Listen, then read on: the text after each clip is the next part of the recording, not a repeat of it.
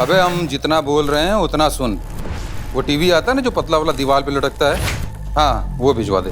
ना ना भाई, ना ना, ना उधार लूंगा ना किसी को तकलीफ दूंगा। एसी, टीवी, फ्रिज जो भी है सब नगद। आज से मैं एक शरीफ और ईमानदार आदमी की जिंदगी जीऊंगा, समझा?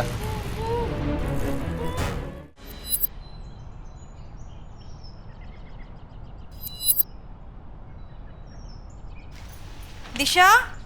हाँ माँ। सेलिब्रेशन की तैयारी हो गई सब?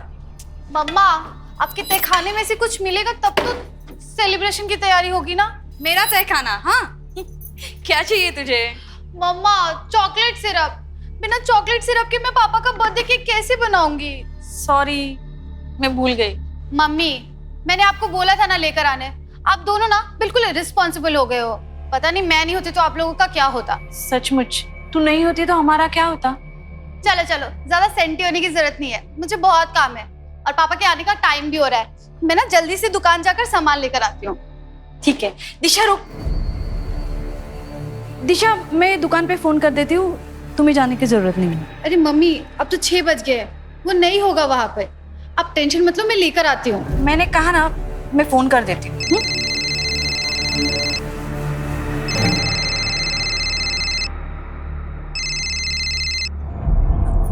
हाँ सुनंदा जी,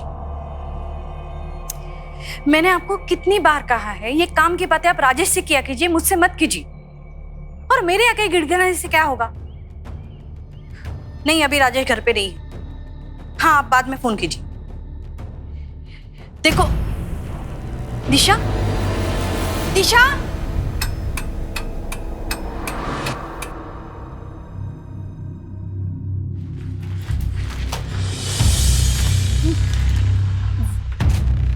मेरी बेटी दिशा।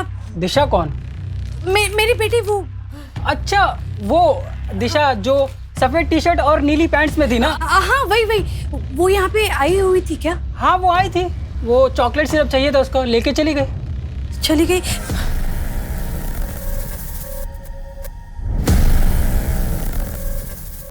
दिशा, Rajesh,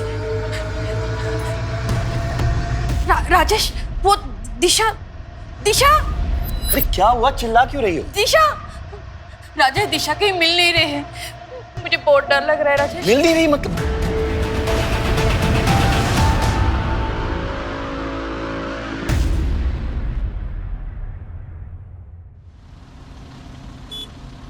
The number you have dialed is currently unavailable. Please try again later. Gupta, phone को लोकेशन ट्रेसिंग पे लगाओ।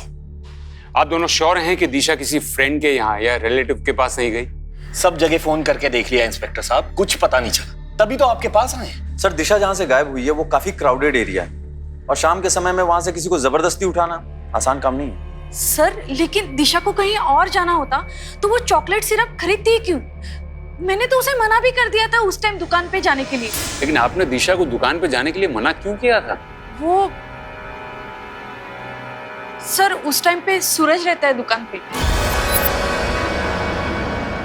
और मैंने कई बार देखा है सर, वो सूरज है ना छोटी लड़कियों पे बुरी नजर रखता है।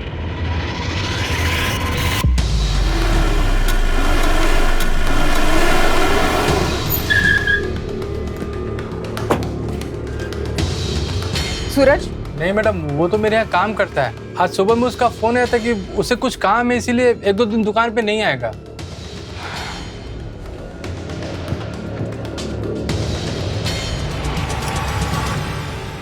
ये लड़की कल शाम 5-6 बजे के करीब इस दुकान आई थी, देखा था इसे? हाँ मैडम, देखा था। निकलते वक्त इसके साथ कोई था क्या? हाँ, राजेश कोशिश कर रहा है, किसी मिनिस्टर से भी मिलने गया है। मेरा अकेले में इस घर में दम घुट रहा है, तुम प्लीज आ जाओ एक बार मिलने। मैं बाद में बात करती हूँ।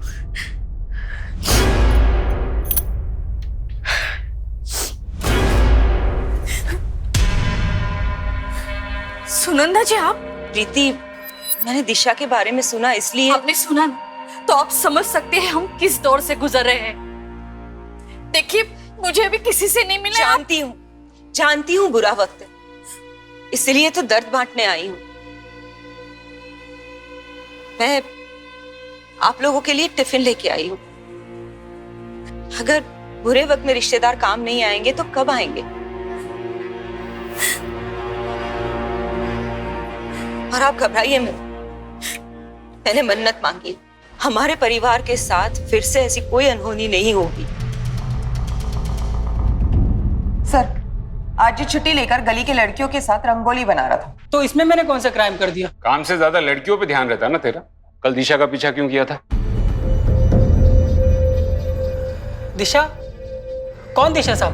चल बता, तू किराने की दुकान पे काम करता है ना? जी साहब। तो सरसों का तेल अच्छा होता है या फिर सोयाबीन का? अरे साहब, आप लोग वो प्रीति मैडम की बेटी की बात कर रहे हैं ना? जी हाँ, मैं कल उसके पीछे गया था। वो चॉकलेट सिरप लेने आई थी तो मुझे लगा उसका बर्थडे है, मैं उसको चॉकलेट देने गया था। रोड तो सीधा ही था साहब, पर वो पता नहीं कहाँ गायब हो गई, कहीं दिखी नहीं मुझे। और तू 15 मिनट तक उसे ढूंढता रहा? साहब, अगर आपको यकीन नहीं हो रहा है तो उस फोन वाले से पूछ लीजिए ना। फोन वाला? हाँ साहब, दिशा जब दुकान पे आई थी तो वो पूरे टाइम किसी से फोन पे ही बात कर रही थी। हाँ ठीक है, हाँ हाँ ओके, हाँ यू डोंट वरी, बस मैं निकल रही हूँ। हाँ हाँ ओके। गुप्ता, 12 घंटे हो गए लेकिन अभी तक फिरौती के लिए कोई फोन नहीं है। पर सर, दिशा का अगर अपहरण हुआ होता तो मार्केट में कोई तो दिखता। सर, फोन स्विच ऑफ है तो लोकेशन ट्रेस नहीं हो पाएगी, लेकिन दिशा के कॉल रिकॉर्ड्स मंगवाए। मतलब अगर सूरज सच कह रहा था तो वो फोन कॉल? स्वाति, तुम फोन के सर्विस प्रोवाइडर को इन्फॉर्म करो और उनको बोलो कि मैटर अर्जेंट है। Right sir. Gupta, yes sir. एक बात तो साफ है, दिशा ने दुकान से चॉकलेट सिरप लिया था, मतलब वो घर ही जा रही थी। या तो उस फोन कॉल ने दिशा का प्लान चेंज किया है, या तो मार्केट में उसे कोई मिला है जो उसे कहीं और ही ले गए। सर, मैं दिशा के दोस्तों से पूछताछ करता हूँ। जरूरी नहीं कि दोस्त ही हो, कोई रिश्तेदार भी हो सकता है, कोई ऐसा जो उसे बहुत करीब से जान पाओ। लेकिन अगर वो दिशा के पैसे नहीं चाहता, वो दिशा से चाहता क्या है?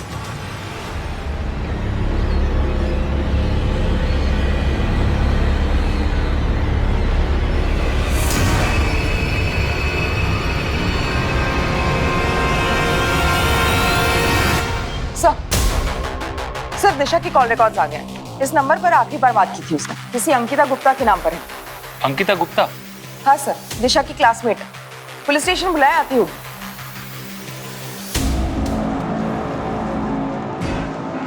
अंकिता गुप्ता, तुम दिशा की क्लासमेट हो? जी सर। तुमने कल दिशा को मिलने बुलाया था? नहीं सर, मैंने बस उसको कॉल किया था अपना सामान ले जाने के लिए। सामान? हाँ सर, उसने मुझे एक बॉक्स दिया था स्कूल के अंदर, कहा कि ये तुम रख लो, मैं घर नहीं ले जा सकती। वो बॉक्स है तुम्हारे पास?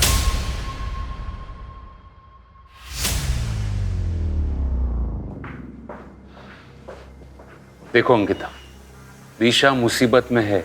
अगर तुम उसके बारे में कुछ भी जानती हो, वो किसी लड़के से मिलती हो या उसके घर से भागने के प्लान्स हो। नहीं सर, दिशा अपनी फैमिली को बिना बताए शहर से बाहर कभी नहीं जाएगी। जब से उसकी दादी गायब हुई है, उसके मन में एक डर सा बैठ गया है। दादी गायब हो गई? हाँ सर, दिशा ने बताया था एक दिन स्कूल के अंदर कि उसकी दादी एक दिन अचानक से गायब हो गई, और पुलिस ने काफी ढूंढने की कोशिश करी, पर उनका आज तक कुछ पता नहीं चला। हाँ, मेरी माँ 8 साल पहले लापता हो गई थी। वो शांति वृद्धाश्रम की ट्रस्टी थी, वहीं चैरिटी के लिए पैसे देने जा रही थी और रास्ते से गायब हो गई। लेकिन दिशा के बारे में छोड़कर आप ये सब क्यों पूछ रहे हैं? क्योंकि मिस्टर सोनी, दिशा भी आपकी माँ की तरह अचानक रास्ते से गायब हो गई। मिस्टर सोनी, मुझे बताइए, उन दिनों में आपको कोई फिरौती के लिए फोन कॉल आया था? दिशा को गायब हुए 24 घंटे होने वाले, अभी तक फिरौती के लिए कोई फोन कॉल नहीं आया। दिशा के कॉल रिकॉर्ड से भी हमें कुछ पता नहीं चला है। अब तक की छानबीन से तो ऐसा लगता है मिस्टर सोनी के दिशा अपनी मर्जी से कहीं गई। नहीं सर, दिशा ऐसी लड़की नहीं थी, वो सब कुछ मुझसे शेयर करती थी। मिस्टर सोनी, ये दिशा का कुछ सामान है जो उसने उसकी क्लासमेट अंकिता गुप्ता के यहाँ रखा था। क्या ये सामान दिशा का है? सर, इस ब्रांड का परफ्यूम दिशा यूज ही नहीं करती थी। और ये दवाई तो दिल की बीमारी की दवाई है, ये दिशा के पास कैसे आई? लेकिन सर, हमारे फैमिली में ये दवाई कोई यूज ही नहीं करता है। इसका मतलब आप दोनों को जरा भी आइडिया नहीं कि दिशा के पास ये सब सामान कहां से आए? मिसेस सोनी, आप भले ही ऐसा मानती हो कि दिशा आपसे कुछ भी नहीं छुपाती थी, लेकिन दिशा की जिंदगी में डेफिनेटली ऐसा कुछ चल रहा था जिसके बारे में ना तो उसके दोस्तों को पता था और ना ही आप दोनों को। दिशा को तो ढूंढ नहीं पा रहे, माँ के पीछे पड़े हुए हैं, पता नहीं क्यों। अब आप कहाँ जा रहे हो? अब हर चीज क्या तुमसे पूछ के करनी पड़ेगी? ऑफिस में क्लाइंट्स बैठे हुए हैं, उनके पास जा रहा हूं, तुम टैक्सी लेकर घर आ जाना।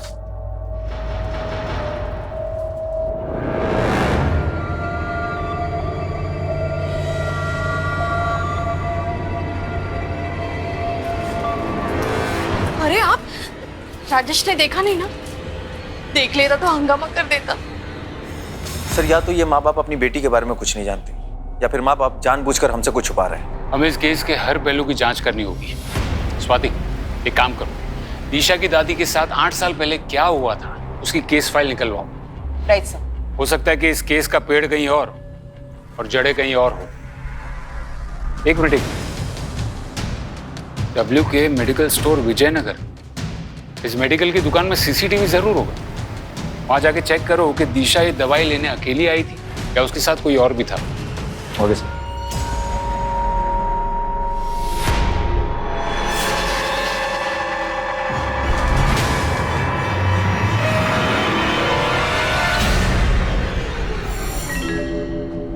हाँ सर, यही लड़की थी। ये मुझे इसलिए याद है क्योंकि उसने दवाई खरीदी नहीं बल्कि चोरी करके भागी थी ये। पक्का यही लड़की थी? सर, मैं सीसीटीवी फुटेज लाया हूँ, आप चाहिए तो देख लीजिए।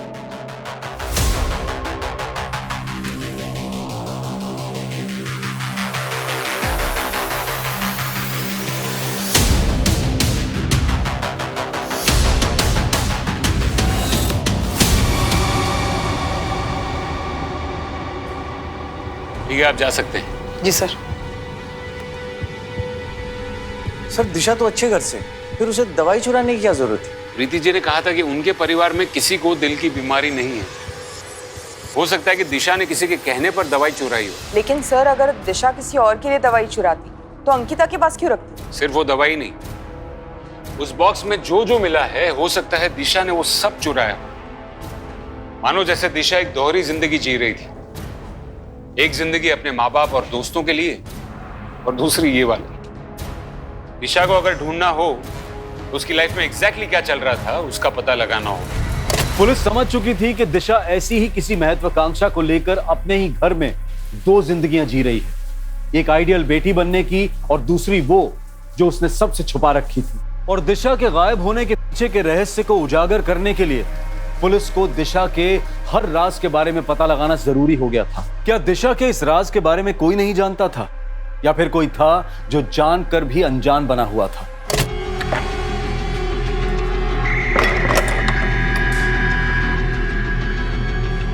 बेटा, खाना रेडी है। हाँ माँ, आई 1 मिनट।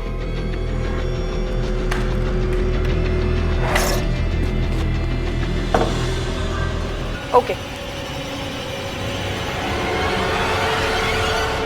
सर, साइबर टीम से कॉल आया था। कुछ देर पहले दिशा का फोन स्विच ऑन हुआ है। लोकेशन?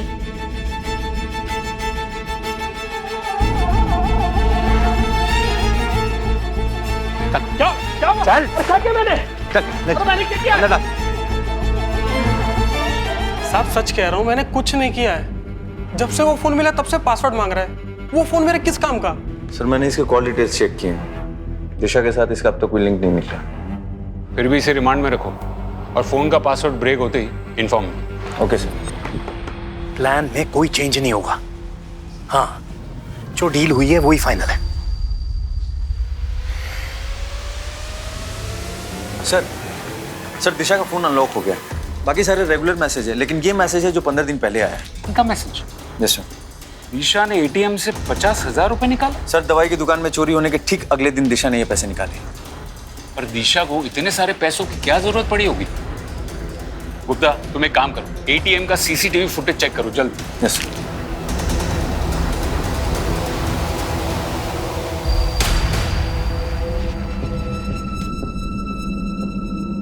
देखो, राजेश नहीं है तो क्या हुआ, मैं तो हूं।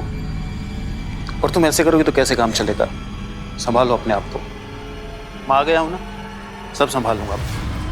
साले कमीने, तुझे मना किया था ना यहाँ आने के लिए, फिर तेरी हिम्मत कैसे हुई मेरे घर में आने की? राजेश, भैया को छोड़ दो, भैया को मैंने बुलाया था। तू पहले ही मेरा लाखों का नुकसान करा चुका है, अब क्या लेने आया है यहाँ? हेलो इंस्पेक्टर साहब, 50,000? एक सेकेंड प्रीति, तुम्हारा और दिशा का जो जॉइंट अकाउंट है उसका एटीएम यूज करके दिशा ने 50,000 निकाले। हाँ, निकाले तो है। इंस्पेक्टर साहब, नहीं, दिशा ने हमें इस बारे में कुछ नहीं बताया। दिशा के पास सब कुछ तो था, जरूर उसे किसी ने पहला फुसला के पैसे निकलवाए। जीजा जी, कुछ हफ्ते पहले मैंने दिशा को 24-25 साल के दाढ़ी वाले आदमी के साथ मार्केट में देखा था। शायद ये सब कुछ उसी ने किया हो। फिर पहले क्यों नहीं बताया मुझे आपने? अरे मेरा पर्स कहाँ गया? ए भाई, मेरा पर्स कहाँ है? हमको क्या पता पर्स कहाँ है तुम्हारा? मैं यहाँ बैठकर चाय पी रहा, तुम मेरा पर्स निकाल लिए। यार हद हो गई बदतमीजी की, चोर बोल रहे तुम हमको। कहाँ चुराएंगे तुम्हारा पर्स यार? फालतू की बकवास बंद कर, मेरा पर्स दो, पर्स हाथ किसने लगाया हमको? मेरा पर्स दे। ओ भाई साहब, ओ शांत चोर बोल रहा है हमको ये। शांत हो जाओ भाई, इसने नहीं चुराया तुम्हारा पर्स। अरे इसने चुराया यार, यहाँ बैठे थे हम। वो भिखारी बैठते हैं ना यहाँ पे, उसने चुराया होगा। मेरा तो 25,000 रुपए महीने का नौकरी जाने वाला था उस भिखारी के चक्कर में। 25,000? 25,000? हाँ, पर्स में कार्ड था ना नौकरी देने वाले का। ऐसी कौन सी नौकरी है 25,000 रुपए वाली? वो फॉरेन की मार्केटिंग कंपनी। भाई कुछ मेरे लिए भी देखो ना यार, बेरोजगार है हम। 25 में से 15 मैं आपको दे दूंगा। अरे ऐसा तो हम 16,000 दे देंगे आपको, 9,000 में हमारा खर्चा चल जाएगा। देखो ना भाई, अगर कुछ सेटिंग होता है तो। हाँ, ओए मैडम आ गई। Good morning madam. Good morning madam. Good morning. बैठ जाओ कार में। कार में इंटरव्यू? हाँ कार में, ज्यादा टाइम नहीं है मेरे पास।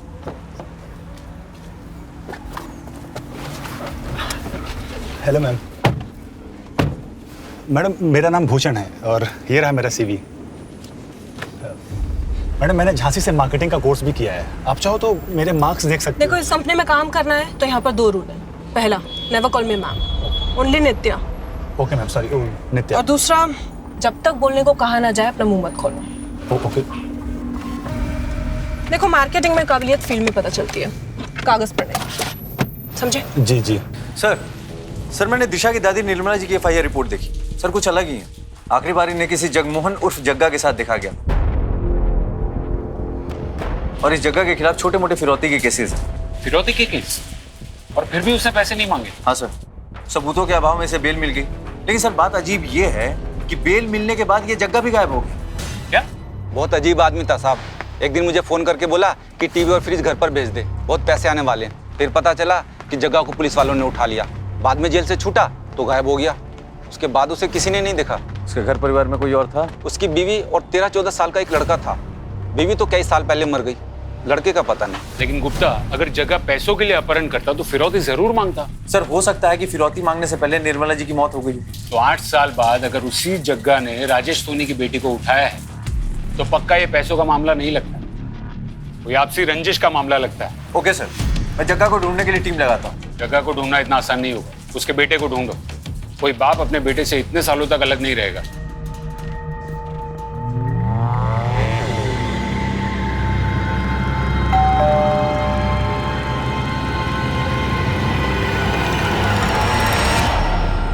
मैडम, दुकान पे कोई नहीं था तो मैंने सोचा मैं ही पार्सल लेके आ जाता हूँ।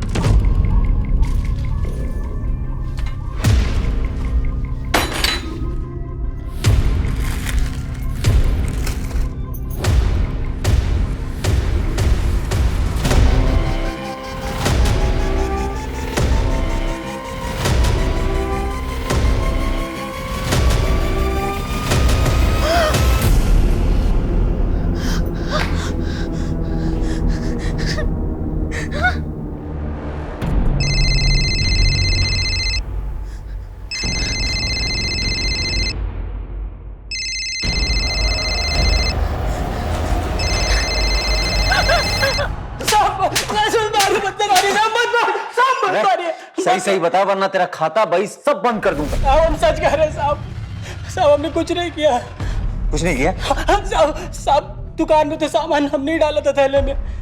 लेकिन जब हम रास्ते में जा रहे थे तो एक बाइक वाला टकरा गया। सामान गिर गया, उसने फिर वापस थैले में डाला। साहब उसने कुछ हेरा फेरी की होगी तो हमें क्या पता साहब। बाइक वाले की शक्ल याद है? नहीं साहब, वो हेलमेट पहना था। सर पूरी प्लानिंग के साथ किया है सर। पहले दिशा की उंगली काट के भेजी और उसके बाद फिरौती के लिए सुनंदा जी के मोबाइल पे कॉल। ये सुनंदा जी है मेरी कजिन। इन्हीं के फोन पर किडनैपर का कॉल आया था। ये आपके साथ रहती है? जी नहीं, हमारे घर पे नहीं रहती हैं, लेकिन हाँ पास में ही रहती है। मुझे डिटेल में बताइए कि किडनैपर ने आपको फोन पर क्या क्या कहा। जी कोई आदमी था और वो बोला कि अभी सैंपल भेजा है और कल शाम 4 बजे तक सीमेंट फैक्ट्री के पीछे वाले रोड पर 1 करोड़ रुपए नहीं पहुंचाए तो वो दिशा की लाश भेजेगा। देखिए आप लोग घबराइए मत, दिशा को बचाना हमारी प्रायोरिटी। राजेश आप कल 2 बजे। इंस्पेक्टर साहब आपको जो करना कीजिए, मेरे पास पैसों का पूरा इंतजाम है। मैं अपनी बेटी को कुछ नहीं होने दूंगा।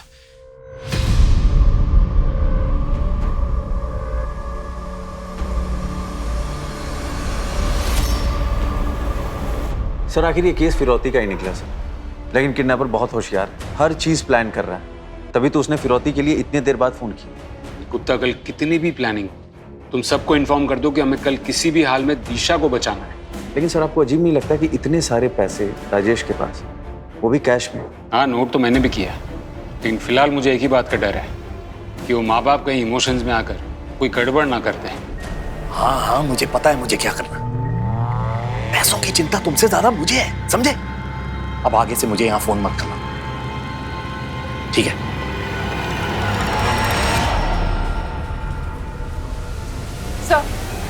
सर टीम रेडी है। राजेश को मैंने सब कुछ समझा दिया था कल, फिर भी वो टाइम पर नहीं आया और कब से घर पे फोन कर रहा हूँ, कोई फोन भी नहीं उठा रहा है। लगता है कुछ गड़बड़ है। गाड़ी निकालो।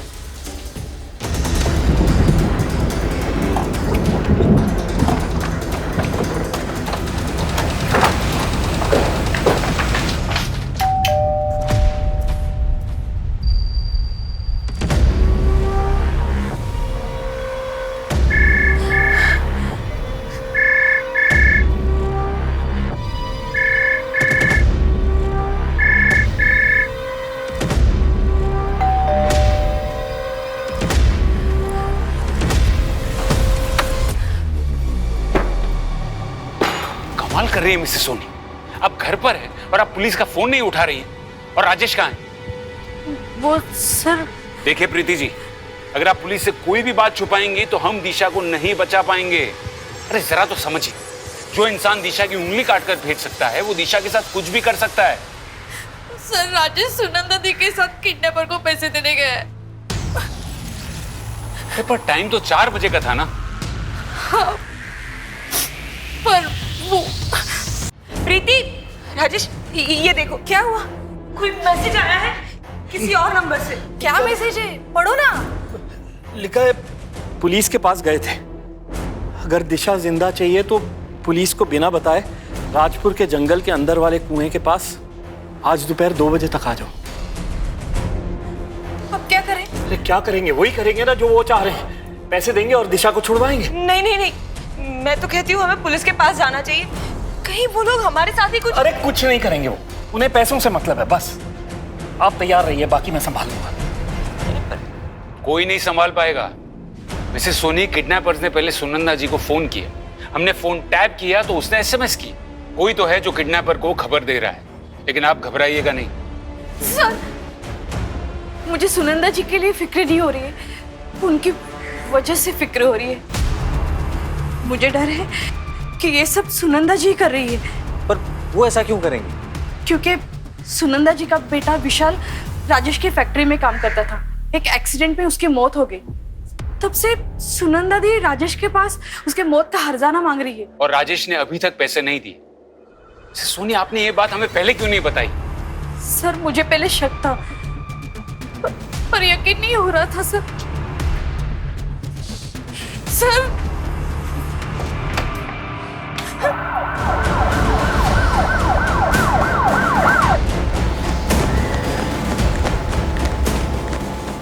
अरे आप लोग यहाँ क्या कर रहे हैं? प्लीज जाइए यहाँ से। सुनंदा किडनैपर्स को पैसे देने गई है, दिशा को लेके आती होगी। कुछ गड़बड़ मत करना। अरे गड़बड़ तो आपने की है मिस्टर सोनी, गलत इंसान पर भरोसा करके।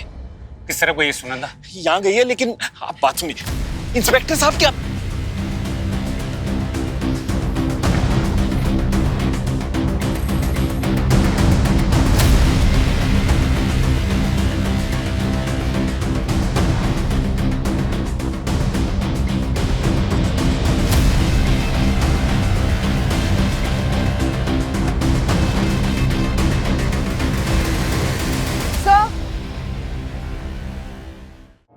देखो, टैलेंट तो इंडिया में भरा पड़ा है, लेकिन अगर इस इंडस्ट्री में आगे बढ़ना है तो बंदे को सिर्फ टैलेंटेड नहीं, स्मार्ट भी होना चाहिए। तो तुम लोगों में से कोई स्मार्ट है? ठीक है, तो 1 मिनट के अंदर मुझे मूवी देखने के लिए कन्विंस कर लो। अगर मैं मान गई तो ये नौकरी पक्की। मुझे क्या लगता है नित्या कि आपको ना हमारे लिए नहीं बल्कि अरमान कपूर के लिए इस फिल्म को देखना चाहिए, क्योंकि उसकी आखिरी फिल्म आने से पहले ही बेचारा चल बसा, तो उसको एक ट्रिब्यूट देना बनता है। हाँ, आपको क्या लगता है? और अगर मैं बोर हो गई तो हम है ना, हम आपको एंटरटेन कर देंगे। हम बहुत अच्छा एंटरटेनमेंट करते हैं। ठीक है, मूवी तो नहीं, लेकिन एक ड्रिंक के लिए जरूर कन्विंस कर लिया। शातिर रही ये लोग, ये जानते थे कि हम सुनंदा के जरिए उन तक पहुंच जाएंगे, इसलिए उन्होंने सुनंदा को ही मार दिया। सर, राजेश और प्रीति दोनों को अब तक किडनैपर्स के कॉल नहीं आए। पैसे लेने के बाद भी किडनैपर्स ने अब तक दिशा को छोड़ा नहीं। ये बड़े बिजनेसमैन हर चीज को डील समझते हैं क्या? एक हाथ लो दूसरे हाथ दो। राजेश की छोटी सी गलती की वजह से वो किडनैपर्स निकल गए। सर, सारे चेक पोस्ट को इन्फॉर्म कर दिया। शहर से बाहर जाने वाली जितनी भी गाड़ियां हैं सबकी चेकिंग चल रही है। गुप्ता, वो जानते हैं कि चेकिंग होगी, वो लोग शहर छोड़कर नहीं जाएंगे। सर, सुनंदा का फोन मिला है। उसके फोन पे किसी गोकुल नाम के आदमी का हर 2-3 दिन में फोन आता था। आज दोपहर 1 बजे भी आया। सर, उसकी कॉन्टैक्ट पे उसका फोटो सेव्ड है। दाढ़ी वाला आदमी है, शायद 30-35 साल का होगा। साहब, थोड़ी देर पहले मैंने देखा था उसको। ये रहा गोकुल का घर। भागने की कोशिश कर रहा था। गलत समझ रहे हैं साहब आप। गलत समझ रहा हूँ? हाँ। चल तुझे सही समझाता हूँ। चल। अरे चल चल तो रहा हूँ साहब। है चल रहा हूँ। तेरी पूरी कुंडली निकाली हमने। सच सच बता, दिशा कहाँ है? साहब, मुझे नहीं मालूम आप किस दिशा के बारे में बात कर रहे हो। तो तुझे तो ये भी नहीं पता होगा कि तेरा ये पैर कैसे टूटा। मैं याद दिलाता हूँ, विशाल सुनंदा का बेटा, उसी के साथ तू काम करता था ना राजेश की फैक्ट्री में, और जिस हादसे में विशाल की मौत हुई उसी हादसे में तेरा ये पैर टूटा। तेरे पड़ोसी को तेरी सारी खबर है, और राजेश ने मुआवजा नहीं दिया, इसलिए तूने और सुनंदा ने मिलकर दिशा को अगवा कर लिया। साहब, जब उसने अपनी कजिन बहन के लिए कुछ नहीं किया तो मुझे क्या देगा वो? उस हादसे के बाद अपनी फैक्ट्री को बचाने के लिए राजेश ने सारा इल्जाम अपने साले अविनाश गुप्ता पर लगा दिया और उसे नौकरी से भी निकाल दिया। क्या अविनाश राजेश के साथ काम करता था? और क्या साहब। सर, दिशा ने जिस एटीएम से पैसे निकाले थे उसका सीसीटीवी फुटेज आ गया।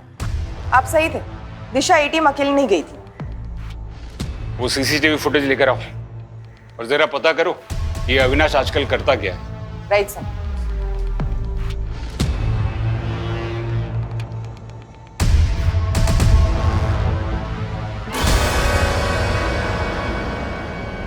गीता, दिशा ने पहले तुम्हें वो बॉक्स दिया और फिर 50,000 रुपए। आखिर तुम्हारे और दिशा के बीच चल क्या रहा था? सर, दिशा ने वो पैसे सिर्फ रखने के लिए दिए थे और कुछ भी नहीं। समझो अंकिता, अगर तुम्हारा इस बात से कोई लेना देना नहीं है तो ये केस बार बार घूम कर तुम पर ही क्यों आ जाता है? क्योंकि सर, दिशा और मैं बेस्ट फ्रेंड्स थे। वो मुझसे अपनी सारी बातें शेयर करती थी। कुछ दिन पहले तो वो मेरे घर पर भी आई थी। काफी परेशान थी सर वो। क्या हुआ है दिशा तुझे? पहले तो तू इतना बात करा करती थी, अब तू बात ही नहीं करती है। देख, मैं तुझे सब बताऊंगी, बस तू मेरा एक काम कर दे। मैं तुझे 50,000 दूंगी, मेरे लिए एक टैब बुक कर देगी? लगता है दिशा को कोई ब्लैकमेल कर रहा था। वो टैब, अंकिता, तुमने कितने दिन पहले ऑर्डर किया था वो टैब? सर, 2 हफ्ते पहले। गुप्ता, तुम वो ऑनलाइन साइट से कांटेक्ट करो। बॉस की गाड़ी पे ही पत्थर मार दिया। क्या बात है, बहुत खूब। अरे तो इसमें क्या है, मैं भी तो अपनी गर्लफ्रेंड के मुंह पर ऐसे कोल्ड ड्रिंक फेंक करके आ गया था।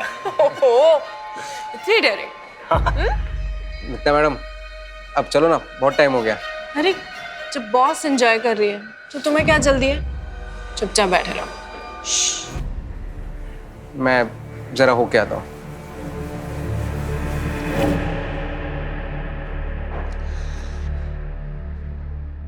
मेरे सामने एक बार डेयरिंग करके दिखाओ तो मानो।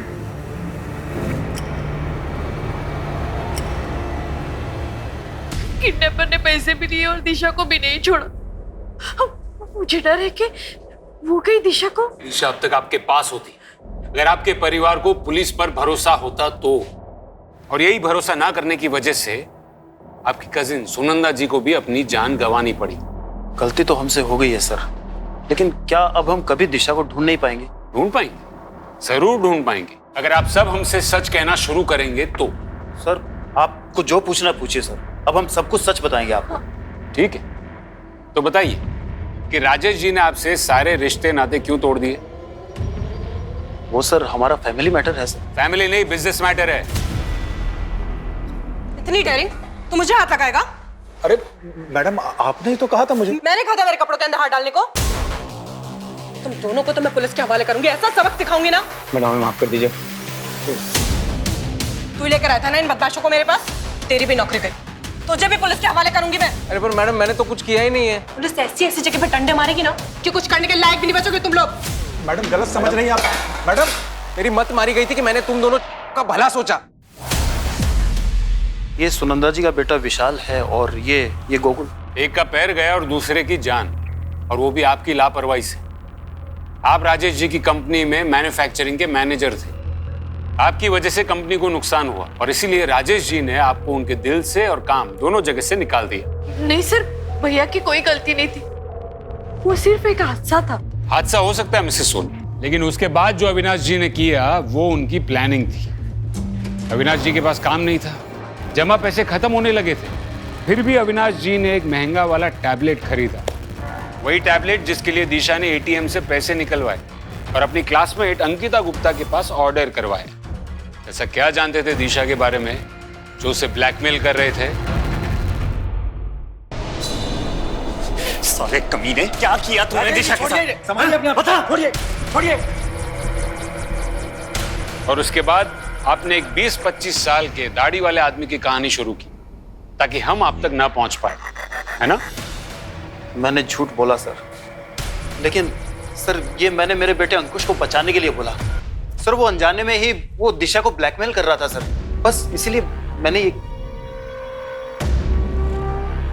दिशा ने कुछ सामान देने के लिए अंकुश को मार्केट में बुलाया, तभी अंकुश ने देखा।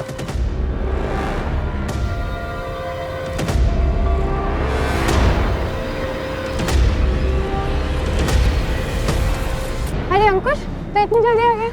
दी आपने चोरी की? चोरी नहीं, ये तो फन के लिए है। वो एक्चुअली मेरी एक फ्रेंड यही रहती है, उसने मुझे डेयर दिया था। तू अभी छोटा है, तू नहीं समझेगा। तो एक काम कर, ये संभाल ले और तू घर जा, मम्मी ने बुलाया। दिशा दी डर गई थी कि मैं पापा को सब बता दूंगा, इसीलिए उन्होंने मुझे फोन किया था। मैंने उन्हें प्रॉमिस किया कि मैं किसी को नहीं बताऊंगा अगर मुझे टैबलेट मिला तो।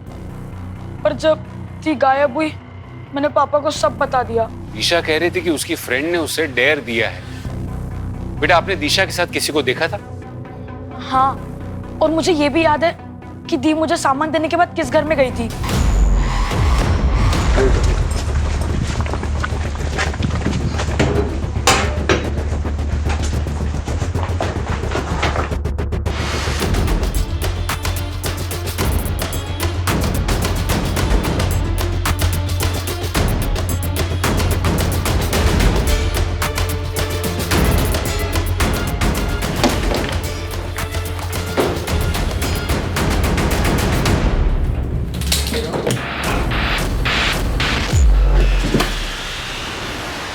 स्वाति,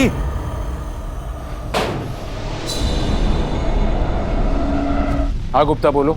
सर इस घर में दिशा की बॉडी मिली है, जग बेड के अंदर प्लास्टिक में रैप्ड है, और इस वजह से स्मेल बाहर नहीं आई और आसपास के लोगों को पता नहीं चला। गुप्ता, उस बॉडी को तुरंत पोस्टमार्टम के लिए भेजो और उनको बोलो कि रिपोर्ट जल्दी प्रोसेस करके, क्योंकि हमें ये न्यूज़ दिशा के पेरेंट्स तक भी पहुंचानी है। और उस घर की अच्छे से तलाशी लो और उस घर के लैंडलॉर्ड से भी बात करो। 1-2 महीने से ही थी यहाँ पर साहब। अब लड़की थी तो मैंने ज़्यादा कुछ पूछताछ नहीं करी। हाँ, इतना पता है कि किसी वृद्धाश्रम में मैनेजर थी साहब वो, और उसकी कार यहीं पीछे पार्क है साहब।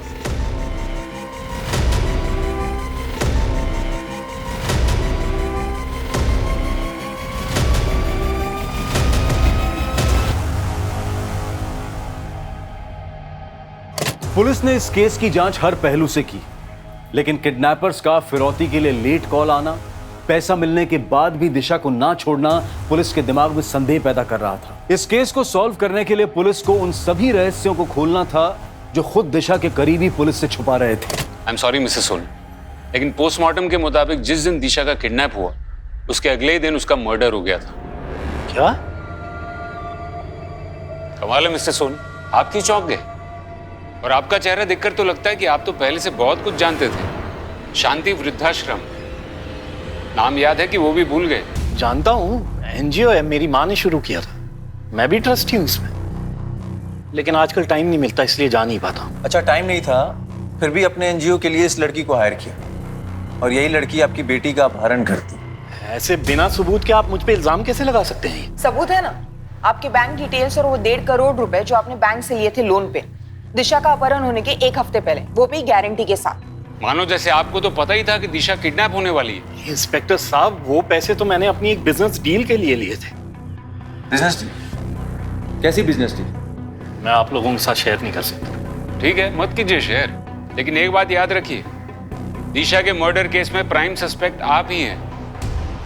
मेरी कंपनी में एक हादसा हुआ था जिसमें सुनंदा के बेटे की डेथ हो गई थी। फिर इंस्पेक्शन ऑफिसर्स ने मेरे माल को लो क्वालिटी बताकर मेरा लाइसेंस कैंसिल करने के लिए कहा। उन्हीं ऑफिसर्स को रिश्वत देने के लिए मैंने लोन लिया था। तो फिर इस लड़की का इस पूरे बात से क्या कनेक्शन? इंस्पेक्टर साहब, ये लड़की भले ही मेरे एनजीओ में काम करती हो, लेकिन मैं इसे नहीं जानता हूँ, सच में। ये एनजीओ के लिए मार्केटिंग वालों को क्यों हायर कर रही थी? सर, इस बात पे तो मुझे भी डाउट है। सर, इसमें उसका एड्रेस मेंशन है, अगर आप कहें तो मैं पता लगाऊं। चल के खत्म कर देते हैं उस नित्या को। हम तीनों को बचाने के लिए उसको मरना ही पड़ेगा। चंद्रेश, ये उस कार्ड में उसका एड्रेस है ना? अरे उसी ने तो बोला वो अकेली रहती है। चंद्रेश, सोचने का वक्त नहीं है, या तो 3 लोगों की जिंदगी बर्बाद होगी या तो सिर्फ एक। जो करना है अभी करना है। भूषण, भूषण, सर भागा क्यों? सर मैंने कुछ नहीं किया सर, मैंने कुछ नहीं किया सर, नित्या की गलती थी।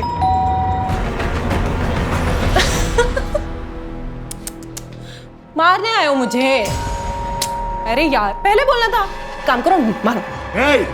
सबके सामने मारो। वो देखो कैमरा, तुम तीनों की सारी हरकतें उसमें रिकॉर्ड हो रही है। अरे क्या हुआ, मारो ना। हाँ, देखो अगर मुझे कुछ भी हुआ ना तो पुलिस को सब दिख जाएगा। अटेम्प्ट टू मर्डर, रेप, इन सब के इल्जाम में फंसाऊंगी तुम तीनों को मैं। और तू मैडम प्लीज हमें माफ कर दो, आप जो कहेंगे हम करने के लिए तैयार हैं। ये पुलिस के लफड़े में मत फंसाइए प्लीज मैडम, प्लीज।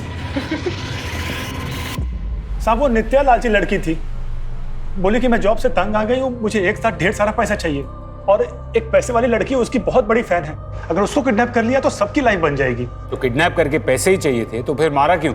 साहब, ये मैं नहीं जानता। अरे मुझे और अमित को तो उसने सामान लाने बाहर भेज दिया था, और जब वापस लौटे तो नित्या बोली कि लड़की गलती से मर गई है, तुम दोनों कहीं जाकर छिप जाओ होटल या लॉज में। फिर कुछ दिनों के बाद वो पैसा लेकर के आई और बोली कि तुम लोग गाँव निकल जाओ यहाँ से। तो पैसे कहाँ हैं और वो लोग कहाँ हैं? पैसे तो उसने बोला कि जब ये मामला ठंडा हो जाएगा तो उसके बाद तुम्हें मिल जाएंगे। और अमित तो जयपुर निकल गया और नित्या चंद्रेश को लेकर पता नहीं कहाँ चली गई, शायद मुंबई, नहीं पुणे चली गई थी।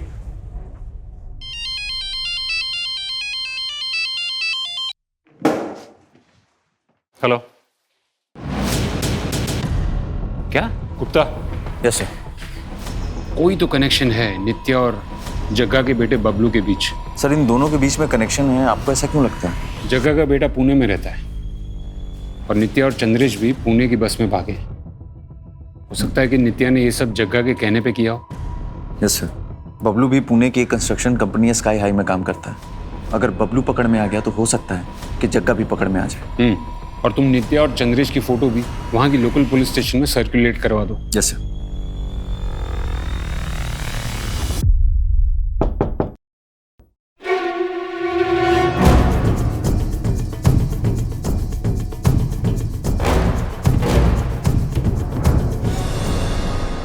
दिशा को किडनैप करने से लेकर उसे मारने तक की सारी प्लानिंग तेरी थी ना?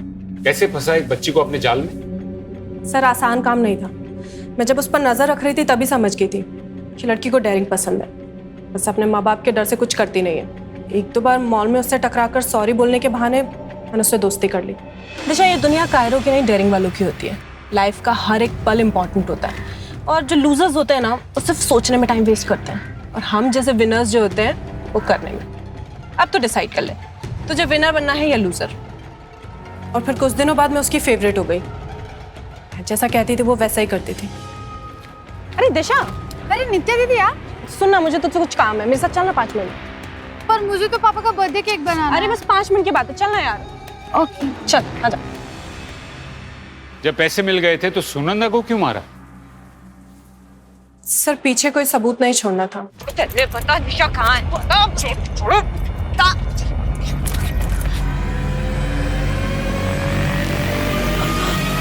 तुम दोनों इतने होशियार तो नहीं लगते कि ये सब प्लान कर सको। ये जग्गा का प्लान था ना? कहाँ है जग्गा? कौन जग्गा सर? बनो मत। जग्गा ने 8 साल पहले राजेश की माँ को उठाया था और अब उसकी बेटी को, और तुम दोनों जग्गा के बेटे बबलू के घर से ही पकड़े गए हो। जग्गा मर चुका है साहब। राजेश ने अपनी माँ को मारने के लिए जग्गा को कॉन्ट्रैक्ट दिया था। अगर काम पूरा होने के बाद राजेश पलट गया, उसने धोखे से जग्गा को मार डाला। और तुम्हें ये सब कैसे पता? मैं ही हूँ जग्गा का बेटा, चंद्रेश उर्फ बबलू। बबलू? मतलब तूने ये सब जग्गा की मौत का बदला लेने के लिए किया? हाँ, पर ये सब मैं अकेले नहीं कर सकता था, इसलिए मेरी गर्लफ्रेंड नित्या ने मेरी मदद की। पर उसे ऐसा लग रहा था मैं सब पैसों के लिए कर रहा हूँ। और तूने नित्या का इस्तेमाल करके उन दोनों को फंसाया। बदला बली मांगता है साहब। मैं किसी भी कीमत पर राजेश की तबाही देखना चाहता था। आप जो सजा देना चाहते दीजिए, मुझे कोई अफसोस नहीं। अरे इंस्पेक्टर साहब, वो एक मुजरिम है, उसने कहा और आपने मान लिया। और कितना झूठ बोलोगे? जायदाद के लिए अपनी माँ को मरवा दिया और उसकी सजा मिली मेरी बेटी को। अब कोई रास्ता बचा नहीं तुम्हारे पास। सीधे सीधे बता दो कि जग्गा और तुम्हारी माँ की बॉडी को कहाँ ठिकाने लगाया है। जग्गा को मैंने टिंचा फॉल से धक्का दिया था और माँ को। राजेश ने लालच में आकर कई साल पहले अपनी मां और जग्गा की जान ली। जिस राजेश के लिए पैसों का मोल अपने परिवार से भी ज्यादा था, वही लालच अनजाने में उसकी बेटी की मौत का कारण बना। चंद्रेश नफरत की उस खाई में गिरा हुआ था जहां उसे नफरत के अलावा और कुछ नहीं सूझा। लालच और नफरत, ये वो दो नकारात्मक भावनाएं हैं जिनकी दस्तक से ही हमें सतर्क हो जाना चाहिए और इस केस से सबक लेना चाहिए कि सफलता का कोई शॉर्टकट नहीं होता है। भले ही समय लगे, लेकिन ऊंचाई पर सिर्फ कड़ी मेहनत से ही पहुंचा जा सकता है। अब मैं अनूप सोनी आपसे विदा लेता हूं। फिर मुलाकात होगी क्राइम पेट्रोल सतर्क में एक और नए केस के साथ। तब तक अपना ख्याल रखें, सतर्क रहें, सुरक्षित रहें। जय हिंद। नमस्कार, आदाब। क्राइम पेट्रोल सतर्क में मैं अनूप सोनी आप सबका स्वागत करता हूं। आज कोरोना वायरस की महामारी ने पूरी दुनिया की अर्थव्यवस्था और स्वास्थ्य व्यवस्था की कमर तोड़ दी है और इसका सबसे ज्यादा भुगतान करना पड़ा है गरीब मजदूरों को। रोज कमाने खाने वालों की जेब और पेट दोनों खाली हैं। आज जो केस हम आपको दिखाने जा रहे हैं वो लॉकडाउन में हुए संगीन अपराधों में से एक है।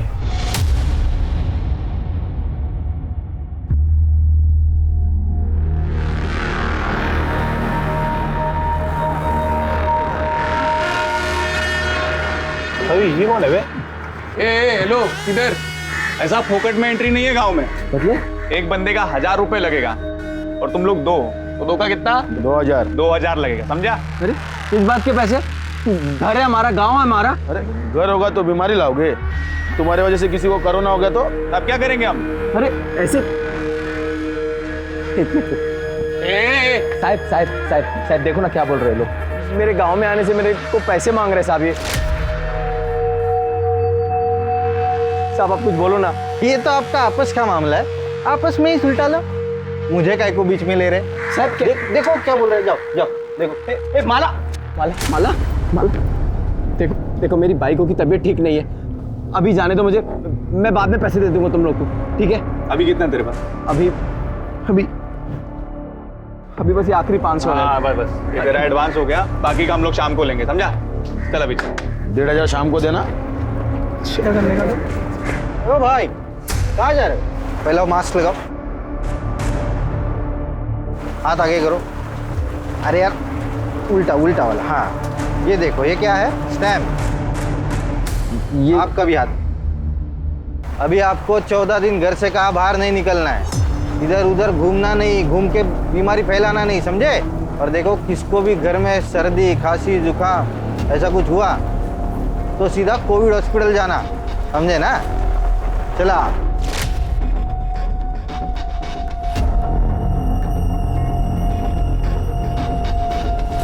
अरे ओ भाई क्या कर रहे हो? अरे साहब बस ऐसे ही बात कर रहे थे। पैसा अकेला ही रखोगे?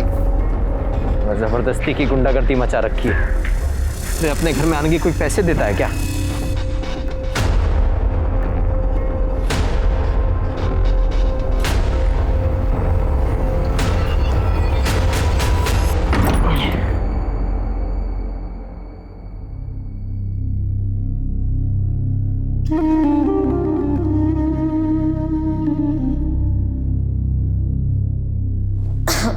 सुनिए, कुछ सोचा है?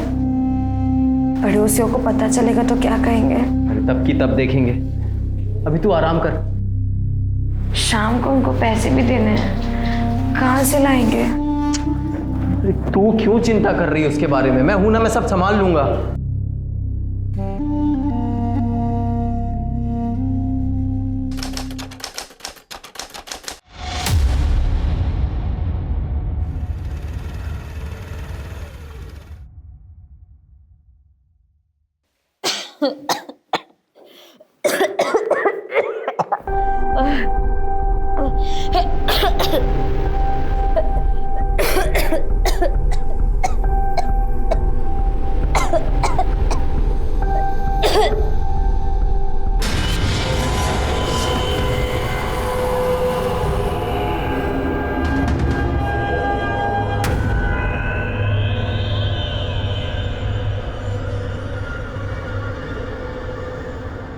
जहां एक तरफ हम सब इस महामारी की काली छाया के साथ जीने पर मजबूर हैं, वहीं दूसरी तरफ एक और वायरस है, जुर्म, क्राइम, अपराध।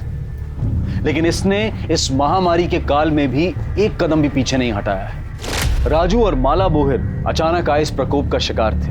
दोनों पैसे की कमी या काम छूटने की वजह से परेशान थे, या इसके पीछे कोई और कारण था? और अगर था तो क्या वही कारण वजह बना था माला बोहिर की हत्या का? जब कोविड-19 के कारण पूरा देश लॉकडाउन में था, तब नासिक महाराष्ट्र से 150 किलोमीटर दूर सोनगढ़ गांव में इस क्राइम को अंजाम दिया गया, जिसका मकसद बेहद अमानवीय था।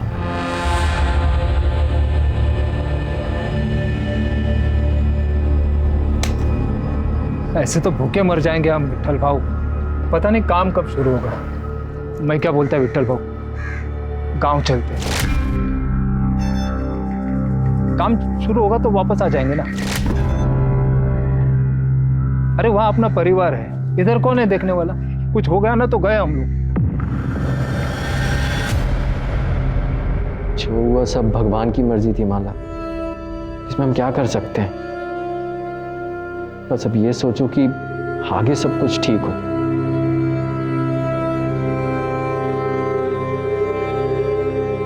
माला, तुम्हारे रिपोर्ट्स आ गए, तुम्हें कोरोना नहीं है, तुम आज ही घर जा सकती हो। देखा, हमने कहा था ना सब ठीक हो जाएगा।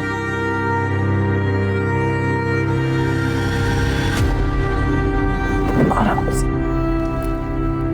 तू आराम कर, मैं खाने का इंतजाम करता हूँ। और जब तक तेरी तबीयत ठीक नहीं हो जाती ना, रसोई में घुसने की कोई जरूरत नहीं है। रोज रोज कौन मुफ्त में देगा खाना? अरे किसी के घर मांगने थोड़ी जा रहा हूँ, अस्पताल जा रहा हूँ, वो लोग दे रहे हैं।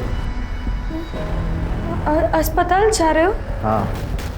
नहीं, आप मान नहीं जाओगे। हम कहीं और से खाना मंगा लेंगे, लेकिन बस आप मान नहीं जाओगे। वहाँ पे बहुत गलत काम होते हैं, आप मान नहीं जाओगे। माला मेरी बात, हम पड़ोसियों से ले लेंगे। माला मेरी बात, लेकिन आप मान नहीं जाओगे। माला मेरी बात सुन, माला मेरी बात। हमारा बच्चा गिर गया, इसमें अस्पताल की कोई गलती नहीं। वो बच्चा हमारी किस्मत में ही नहीं था। मैं बच्चे की बात ही नहीं कर रही, मैं अपनी बात कर रही हूँ। उस अस्पताल में मेरे साथ बहुत गलत हुआ था। क्या हुआ था? बोलना माला, क्या हुआ? अस्पताल में डॉक्टर ने मेरे साथ बहुत गलत किया था। मैंने मना किया, उसको बहुत बोला, लेकिन उसने मेरी एक नहीं सुनी।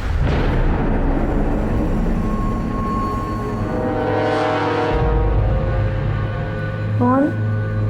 डॉक्टर? कौन था वो डॉक्टर? नाम बोल माला, जान से मार दूंगा उसको, जिंदा नहीं छोड़ूंगा। नाम बोल मुझे, बोलो नाम बोलना। बताओ अभी शुरू से क्या हुआ? साहब, मैं और मेरी बाई को माला नासिक में एक बिल्डिंग में दिहाड़ी पे मजदूरी करते थे। अभी कुछ दिन पहले कॉन्ट्रैक्टर आया और बोला कि तुम सब लोग अपने अपने घर पे चले जाओ, अभी यहाँ पे कोई काम नहीं होगा, पूरा काम बंद है, समझे भाई? काम बंद मतलब? कोरोना बीमारी फैली है पूरी दुनिया में, इसलिए तो सरकार ने पूरा काम बंद कर दिया है, पूरे देश में लॉकडाउन कर दिया है। पर हमको उससे क्या? इधर थोड़ी कोई बीमार है। अबे नहीं है, लेकिन ये बीमारी आ तो सकती है, इसलिए तो सरकार ने पूरा काम बंद कर दिया है, सबको बोला है अपने अपने घर पे बैठो। काम का कुछ पता नहीं था, पर एडवांस पगार मिला था तो सब ठीक चल रहा था। माला पेट से थी तो उसको भी आराम मिल गया था। फिर दिक्कत शुरू हुई। भेड़िया है इसका, पेट में बच्चा है, और चूल्हा क्यों जलाया? स्टोव किधर है? मैं पूरा मार्केट घूम के आई, मेरे को कहीं भी घासलेट नहीं मिला, इसलिए फिर चूल्हा जलाना पड़ा। अभी बहुत हो गया, अभी एडवांस का पैसा भी खत्म होने वाला है। बिना पैसे बिना काम के इधर रहना बहुत मुश्किल है। चल, हम कल ही गाँव जाएंगे। अगले दिन सुबह घर के लिए निकले तो बस ट्रेन कुछ नहीं मिला, पर वहाँ जाकर देखा तो हमारे जैसे बहुत से मजदूर जो घर के लिए पैदल निकल गए, तो हम लोग भी अपने गांव के लिए पैदल निकल गए। फिर 2 तारीख को हम सोनगढ़ पहुँचे। इतने लंबे सफ़र के बाद माला की तबीयत बहुत ख़राब हो गई थी, अगले दिन उसे खून भी निकला। फिर मैं फ़ौरन उसे लेके भोसले अस्पताल ले गया। वहाँ डॉक्टर उसको देखी और बोली कि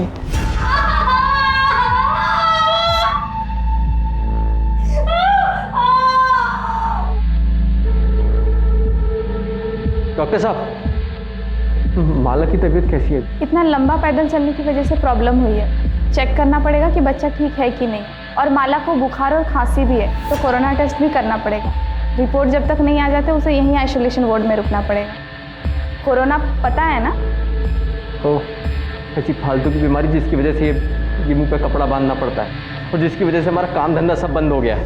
फालतू की बीमारी नहीं है, बहुत ही खतरनाक बीमारी है। मैं माला से मिल सकता हूँ? अभी उसे होश नहीं आया है, होश आ जाए फिर मिल लेना, तब तक यहीं पे इंतजार करें। पता चला कि हमारा बच्चा गिर गया। बहुत तो हुआ साहब, पहली औलाद थी हमारी, माला एकदम से टूट गई थी। अभी हम लोग घर जा सकते हैं? नहीं, माला घर नहीं जा सकती, जब तक उसके कोरोना टेस्ट के रिपोर्ट नहीं आ जाते उसे यहीं आइसोलेशन वार्ड में रहना पड़ेगा। और आप भी प्लीज घर पे रहिए, क्योंकि अगर उसे हुआ तो आपको भी हो सकता है। उन लोगों ने मुझे अस्पताल में रुकने नहीं दिया, मैं क्या करता, मैं घर आ गया। लेकिन माला वहीं रही 2 दिन, 5 और 6 तारीख को। आज जब उसको घर लेकर आए तब उसने बताया कि वो डॉक्टर ने उसके साथ दोनों दिन जबरदस्ती किया। तुम्हारी बीवी माला को मिलना पड़ेगा।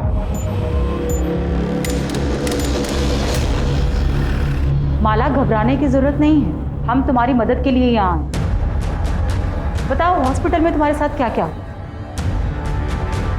मेरा बच्चा गिरने के बाद मैं 2 दिन हॉस्पिटल में थी, टेस्ट का इंतजार करती थी। उन 2 दिनों में एक डॉक्टर ने मेरे साथ जबरदस्ती की। नाम जानती हो डॉक्टर का? पहचान सकती हो उसको? नहीं। आंख दिया है ना भगवान ने, या आंख बंद करके बैठी थी? अरे बताती क्यों नहीं साहब को कौन हरामी था वो?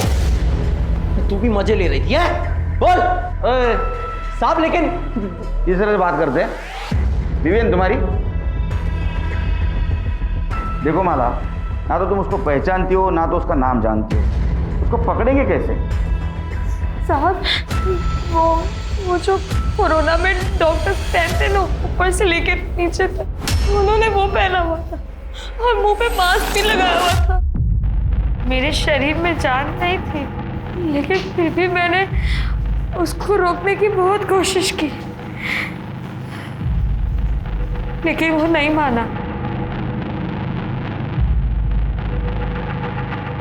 माला, माला, तुम और कुछ बताना चाहते हो?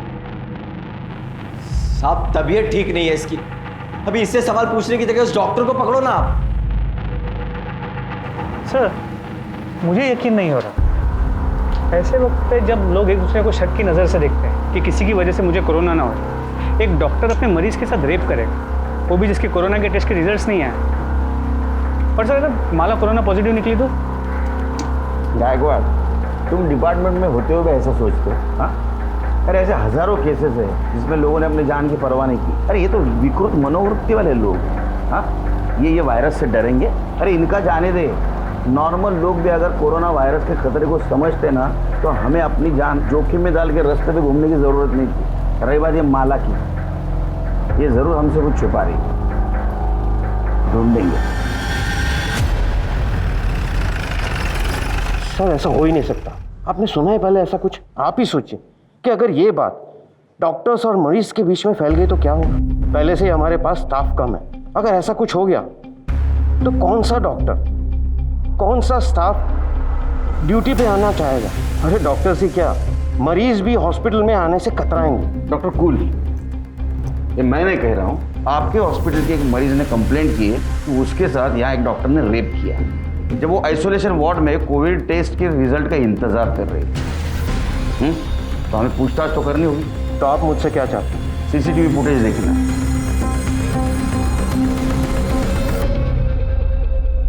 ये तो आपको पता ही होगा कि वुमेन आइसोलेशन वार्ड में सीसीटीवी कैमरा नहीं होता। तो हमारे पास 5 और 6 तारीख की लॉबी और पैसेज की फुटेज है जो आप देख रहे हैं।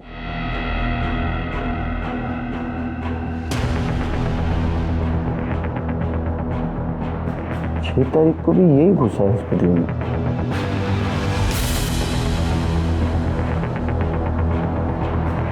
ये देखिए, तो पता, अब इसको पता था यहाँ सीसीटीवी, इसलिए इसने अपना चेहरा नहीं दिखाया। अब तो अब समझ गए कि डॉक्टर पाटिल ये आपके हॉस्पिटल का स्टाफ ही है। हाँ, शायद डॉक्टर नहीं होगा, इसका मतलब माला जो बोल रही थी वो सच था। आपके हॉस्पिटल में जो भी स्टाफ है सबसे मुझे पूछताछ करनी है, बुलाओ उनको। इंस्पेक्टर साहब, ये हॉस्पिटल है और आप हमारे स्टाफ के साथ मुजरिमों की तरह पेश नहीं आ सकते। हम अपनी जान को खतरे में डालकर लोगों की जान बचाने की कोशिश करते हैं और ना ही औरतों का रेप करने की। देखिए डॉक्टर, हम आपके काम का सम्मान करते हैं। हम भी पुलिस वाले अपनी जान जोखिम में डालकर लोगों को लॉकडाउन का पालन करवाने की कोशिश कर रहे हैं। आप अपना काम कर रहे हैं, हम हमारा काम कर रहे हैं। अगर आप मरीजों को नहीं बचाएंगे तो वो मर जाएंगे, और अगर हम पुलिसिंग नहीं करेंगे तो पता है क्या होगा, हॉस्पिटल मरीजों से भर जाएगा। तो कुल मिलाकर हम और आप अपनी जान जोखिम में डालकर लोगों की जान बचाने की कोशिश कर रहे हैं। समझ में आया आपको? बुलाइए स्टाफ जी। देखो, माला के साथ जो कुछ भी हुआ है शायद कल तुम्हारे साथ भी हो सकता है। ऐसा होना नहीं चाहिए लेकिन हो सकता है। आप समझाइए। पुलिस के साथ प्लीज कोऑपरेट करो और जो कुछ भी तुम जानती हो सब कुछ सच सच इन्हें बता दो। साहेब, माला मेरे को बताई थी कि डॉक्टर उसके साथ जबरदस्ती किया था। मैं उसको समझाई थी पर कहाँ सुनी। अरे पुलिस में जाने से क्या होगा, तेरी इज्जत वापस लौट आएगी क्या? जो होना था वो तो अब हो चुका। तो पुलिस में जाएगी तो अब पूरे गांव को पता चल जाएगा, पूरे गांव में तेरा जीना मुश्किल हो जाएगा। तू खुद ही सोच, ऊपर से तेरा पति छोड़ देगा वो अलग। देख, मैं तेरे भले के लिए बोल रही हूँ। आपको किसने बोला था शानपना करने को? पुलिस वाले ये वर्दी ऐसे पहनते हैं क्या? खबरदार, इसके बाद में किसी को ऐसी सलाह देने की कोशिश की तो माला कोई नहीं, हर उस इंसान को न्याय मिलना चाहिए जिसके साथ अन्याय हो रहा है। समझे? हालत खराब हो गई भाई। चलो अपना गाँव धो आ गया। कभी सोचा नहीं था चल के गांव आना पड़ेगा। तेरा तो फिर भी ठीक है, गांव आ गया। मुझे तो और 60-70 किलोमीटर चल के जाना है। संभल के जाना और पहुंचते ही कॉल कर देना। हाँ, तुम भी अपना ध्यान रखना। हाँ भाई, चलो। हाँ। किसी को नहीं छोड़ो, ये बहुत हो गया अभी। जला दूंगा। अब शांत हो जाइए। किसको जला देंगे? अस्पताल को, वो डॉक्टर को, सबको जला दूंगा मैं। आप शांत हो जाइए। पुलिस ढूंढ रही है ना डॉक्टर को। इतना बुरा हुआ तेरे साथ, तू इतना शांति से कैसे है? तू चाहती भी है वो डॉक्टर पकड़ा जाए? ये आप क्या बोल रहे हैं?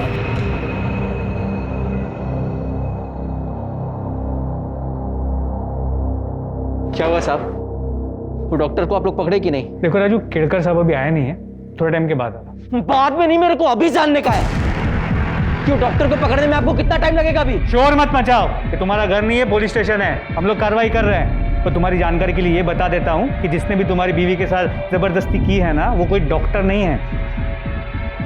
समझा मैं, अभी सब समझा मैं। वो डॉक्टर है, बड़ा आदमी है, पैसे वाला, तो उसको काहे को पकड़ोगे आप लोग? ये गरीब मानुस, हाँ गरीब की कौन सुनता है? कौन सुनता है साहब गरीब की? राजू क्यों चिल्ला रहा है तू? साहब वो तेरी बात सुन ली, इसलिए तो कार्रवाई कर रहा हूँ। जब पकड़ा जाएगा तेरे को इन्फॉर्म कर देंगे। फिर से पुलिस स्टेशन में आके राडा नहीं करने का, तो पहले तेरे को अंदर कर दूंगा। जा घर पे जा, निकल।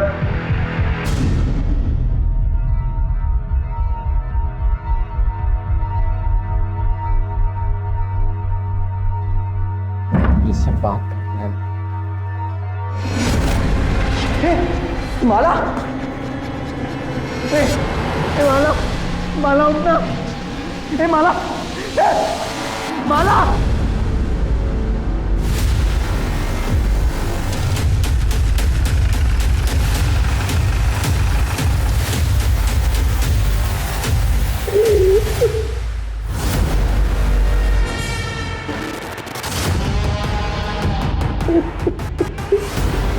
चल रे,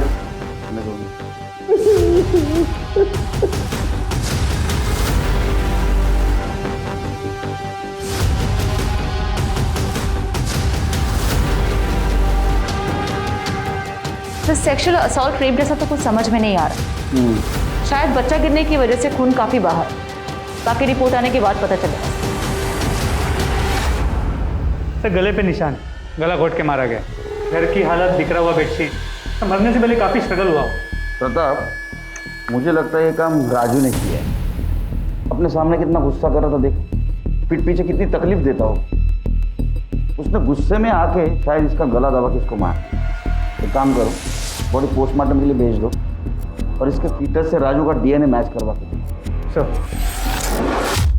क्या साहब, आप अभी मेरे को ही फंसा रहे हो कि मैंने माला को मार दिया? शांत हो जाओ, शांत हो जाओ, बैठो। खून को कंट्रोल करते जा जरा, समझा?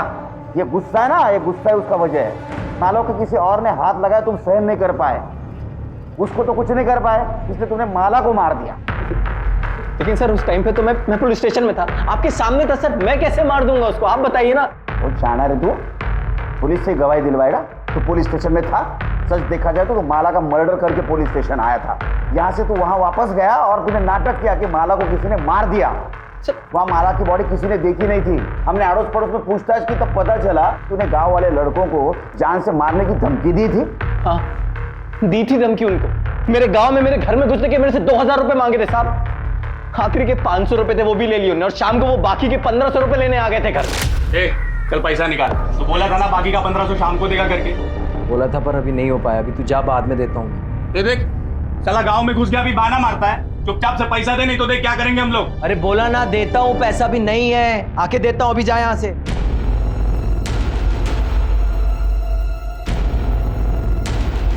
एक काम कर सकते हैं, पैसा छोड़ देंगे। क्या? तेरी बाइकों का हमको मजे लेते हैं। क्या?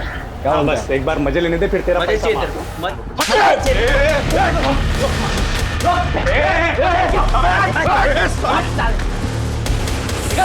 देख लेंगे तुझको, देख लेंगे। उन लड़कों को तो हम देख लें, लेकिन जब तक माला का मर्डर केस सॉल्व नहीं होता तो सोनगढ़ से बाहर नहीं जाएगा।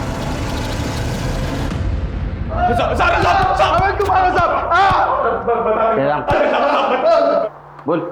बता दे साहब, हमने उन सब लोग से पैसे लिए थे साहब, मजदूरों से, गांव वालों से, गांव में घुसने के लिए पैसे लिए थे साहब। अरे राजू के घर पे क्या हुआ बोल। सब साहब, हम वो बाकी के 1500 लेने गए थे उसके घर पे, तभी उससे थोड़ा झगड़ा हुआ था साहब। लेकिन उसकी बाइकों को हम कुछ उल्टा सीधा नहीं बोले साहब। राजू हम पे भड़क गया था, उल्टा मारपीट करने लगा था वो। हाँ साहब, बदला लेना था हमको उनसे, बहुत बेइज्जती की थी हमारी, पर पर माला को हमने नहीं मारा साहब। हाँ साहब, हम दोनों वहाँ वापस नहीं गए साहब। ये हमारा यंग जनरेशन। एफआईआर दर्ज करो। सर मैंने गांव में घुसने के लिए किसी से भी कुछ भी पैसा नहीं लिया सर। सर मुझे पता भी नहीं है कि वो लड़का ऐसे कुछ कर रहा है। सर मैं तो अपनी ड्यूटी पूरी ईमानदारी के साथ निभा रहा था सर। जो भी आता उसका आधार कार्ड पहले चेक करता था और बाद में देखता कि वो सोनगढ़ का है कि नहीं। अगर वो सोनगढ़ का है तो ही उसके हाथ के ऊपर स्टैंप लगाता और बोलता था कि 14 दिन घर में रहो। सर मैंने राजू और माला के केस में भी यही किया सर। जाओ। मास्क। जैन सर। अपने डिपार्टमेंट में ऐसे लोग भरे हैं, हम किसको क्या बोलेंगे? सर साफ पता चल रहा था कि कांबळे झूठ बोल रहे हैं, नक्की पैसे खाता था। अब नहीं खाएगा क्योंकि उसको मालूम है अपनी नजर है उसके ऊपर। माला के पीएम रिपोर्ट का क्या हुआ? सर अब तक नहीं आई। एक्चुअली वो पूरी टीम कोरोना के केसेस में भी थी, इसलिए वक्त लग रहा है, लेकिन सर जल्दी आ जानी चाहिए। सर डीएनए रिपोर्ट के मुताबिक माला के जो पेट में बच्चा था सर, उसका डीएनए राजू के डीएनए से मैच नहीं होता। देख, तेरे डीएनए से तेरे बच्चे का डीएनए मैच नहीं हुआ, इसका मतलब समझते हो? एक बात बताओ, तुम्हारी बीवी माला का नासिक में किसी के साथ चक्कर था या कोई उसका फायदा उठा रहा था? ये पक्का उस शेलार का काम होएगा। उसी की नजर थी मेरी माला पे। कौन शेलार? नासिक में मैं और माला जिधर मजदूरी करते थे तो वहाँ पे सुपरवाइजर था। कुछ महीनों पहले मुझे जुए का लत लग गया था। मैं 5,000 रुपये हार गया, पैसा नहीं था, तो भरने के लिए मैंने सोचा साइड से कुछ चोरी करके उसको बेच के वो पैसा भर देगा, लेकिन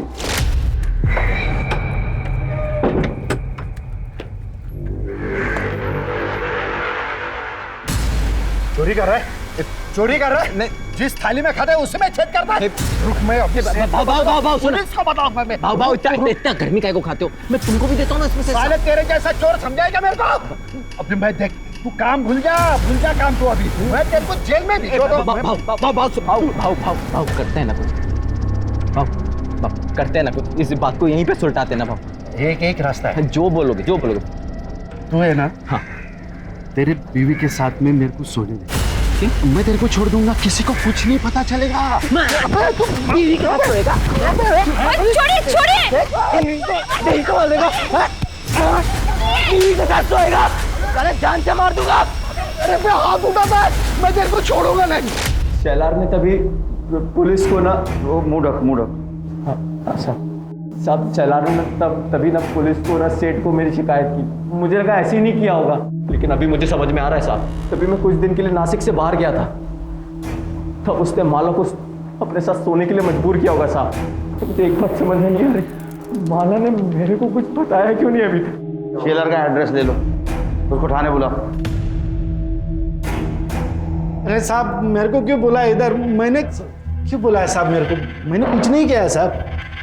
गरीब औरतों का बहुत शारीरिक शोषण करता है ना तू? शोषण? क्या बात कर रहे हैं साहब? मैं अभी मेरे सेठ को फोन करता हूँ, उनको बुला लेता हूँ। जगह लगा फोन लगा, तेरे सेठ को फोन लगा। उसको भी समझने दे, उसका साइट सुपरवाइजर गरीब औरतों का कैसा शारीरिक शोषण करता है। और उसमें से राजू और माला भी थे ना, तूने माला का फायदा उठाया, उसका शारीरिक शोषण किया। तेरे बच्चे की माँ बनने वाली थी, उसके बाद में तूने उसको मार दिया। उसका मर्डर हो गया साहब? उसका मर्डर हो गया? मेरे को तो पता भी नहीं साहब। तू तो अब ये भी बोलेगा मैंने माला का फायदा नहीं उठाया, उसका शारीरिक शोषण नहीं किया, उसको नहीं मारा? कसम से साहब मैंने नहीं मारा। हाँ, उसका फायदा जरूर उठाया साहब, लेकिन वो सामने से आई साहब। सब जो भी हुआ वो मर्जी से हो उसके साहब। माला ने मेरे को उसके घर पे बुलाया साहब, तो मैं उसके खोली पे गया और देखा तो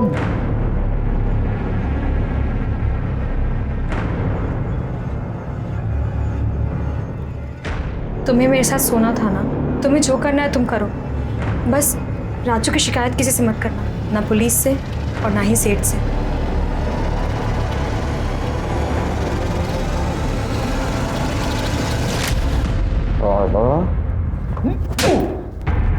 इसको फायदा उठाना बोलते, समझा? साहब आप कुछ भी कह लो साहब, लेकिन मैंने उसका मर्डर नहीं किया साहब। और हाँ, मेरे को ये भी पता है साहब, ये बात ना उसने राजू को भी नहीं बताई थी साहब। तब तक नहीं बताई जब तक वो नासिक छोड़ के उनके गांव चले नहीं जाते। और इसके बदले में मैंने उसकी चोरी की बात किसी को नहीं बताई साहब। राजू और माला के अलावा और कौन कौन गया था गाँव वापस?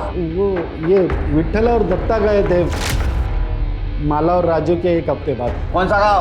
वो विठल तो इधर का ही है साहब, सोनगढ़ का। राजू पहचानता है उसको। और वो दत्ता यहाँ से 60-70 किलोमीटर दूर पिंजर गाँव है साहब, वहाँ पे रहता है। उसका डीएनए टेस्ट कराओ और माला के फिगर से मैच करके देखो, क्लियर रहेगा। अरे नहीं साहब, वो ये वामन शेलार का कहना है कि माला ने उसके पति राजू को बचाने के लिए उसके साथ शारीरिक संबंध बनाए। ऐसा भी हो सकता है किसी और के साथ किसी और वजह से उसने शारीरिक संबंध बनाए होंगे। तो क्या सच में उसके साथ हॉस्पिटल में रेप हुआ था या झूठ बोल रही है? या किसी और वजह से उसने हॉस्पिटल में भी किसी के साथ शारीरिक संबंध बनाए थे? सर इस वामन की बात पे विश्वास कैसे कर सकते हैं? हो सकता है झूठ बोल रहा हो सकता है, लेकिन हमारे पास कोई सबूत नहीं है। क्या चलो सर, चाय अच्छी नहीं है? सवाल अच्छे बुरे चाय का नहीं है, वो बाकड़े की चाय की आदत है। इसकी आदत होने के लिए टाइम जाएगा। शक्कर भी कम डालिएगा। अच्छा, ये माला की पीएम रिपोर्ट का क्या हुआ? सर डॉक्टर से कह दिया आज शाम तक आ जाएगी। और वो विठल सुरवे, उसका एड्रेस मिला? जी सर। वो माला और राजू भोर को जानता है? हाँ सर, अब मेरे को पता चला माला के मर्डर के बारे में, लेकिन ये लॉकडाउन की वजह से राजू को मिलने को नहीं जा पाया साहब। लेकिन क्या हुआ साहब, आप लोग इधर तो कितने तारीख को निकला था नासिक से? 6 तारीख को निकला साहब। और कब पहुंचा? 8 तारीख को पहुंच गया। तो बॉर्डर पे किसी हवलदार ने रोका नहीं? हवलदार ने नहीं रोका साहब, लेकिन वो गांव के लड़के लोग ने रोका साहब। गांव में एंट्री करने के लिए 1000 रुपये दिया मेरे से। कौन था तेरे साथ? और मेरा दोस्त साहब दत्ता, उसके साथ आया। क्या करता है दत्ता? तो मेरे साथ नासिक में काम करता है साहब साइड पे। वो कहाँ गया? वो उसके गाँव चला साहब, पिंजे गाँव। और 8 तारीख को आने के बाद तू कहाँ गया? साहब ये लॉकडाउन चालू है तो बाहर किधर जाएगा, घर पे ही था। पक्का घर पे था? हाँ साहब पक्का। इसका डीएनए टेस्ट करवा। सर माला की पीएम रिपोर्ट आ गई। चला, नशीब चांगलं। अच्छा, कुछ मिला? सर रिपोर्ट के मुताबिक उसकी मौत 9 तारीख के सुबह 10 और 12 बजे के बीच हुई। और सर मौत की वजह खून बहने की वजह से नहीं, दम घुटने की वजह से। और जो ब्लीडिंग हमने देखी वो गला दबाने के प्रेशर से हुई। तो हमारा शक सही निकला, उसका मर्डर है। अब ये पता करना है कि उसका मर्डर किसने और क्यों किया। प्रताप, मुझे लगता है राजू ने उसका मर्डर किया होगा, क्योंकि राजू उसको लेके बहुत पॉजिटिव था। उसको गुस्सा आया होगा कि उसके अलावा किसी और ने उसको हाथ लगाया। सर गांव के लड़के भी हो सकते हैं, हो सकता है उन्होंने बदला लेने के लिए माला को मारा। निकल इधर से, देख लेंगे तुझको, देख लेंगे। या फिर हॉस्पिटल में जिसने उसका रेप किया वो विठल भी हो सकता है, क्योंकि विठल 8 तारीख को गांव आया और 9 तारीख को माला का मर्डर हुआ। तमाम कोशिशों के बावजूद पुलिस भोसले हॉस्पिटल में माला का बलात्कार करने वाले अपराधी तक नहीं पहुंच पाई थी, बल्कि यह भी एक पहेली थी कि बलात्कार हुआ भी था या नहीं। जो साबित हुआ वो ये था कि माला का कत्ल हुआ था, लेकिन उसमें भी पुलिस उसके कातिल को ढूंढने की जद्दोजहद में लगी थी। वामन शेलार और विठल पर पुलिस को शक तो था, लेकिन दोनों का डीएनए माला के अजन्मे गर्भ से मैच नहीं कर रहा था। ये केस एक नहीं बल्कि 3 सूरतों में पुलिस की नींद हराम किए हुए था। पहली, माला जब सोनगढ़ आई थी तो उसके पेट में किसका गर्भ था? दूसरी, हॉस्पिटल के आइसोलेशन वार्ड में उसके साथ बलात्कार हुआ था, क्या ये सच था या वो झूठ बोल रही थी? और अगर वो झूठ बोल रही थी तो क्यों? या फिर ऐसा था कि ये संबंध उसने अपनी मर्जी से बनाए थे? और तीसरी, वो कौन हो सकता था जिसने माला को उसी के घर में घुसकर मौत के घाट उतार दिया? पुलिस के पास संदिग्ध तो कई थे, लेकिन सबूत किसी के भी खिलाफ नहीं था। सर 8 तारीख को माला अस्पताल से डिस्चार्ज हुई और 8 तारीख को ही विट्ठल और दत्ता सोनगढ़ पहुंचे। और विट्ठल के मुताबिक तभी के तभी दत्ता अपने गांव पिंजगढ़ के लिए पैदल निकला, जो करीब 60 से 70 किलोमीटर दूर।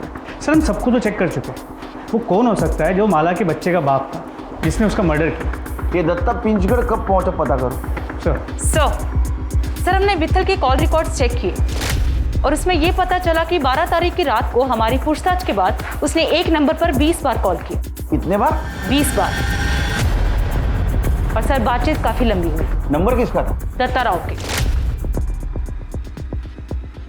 दत्ता राउत?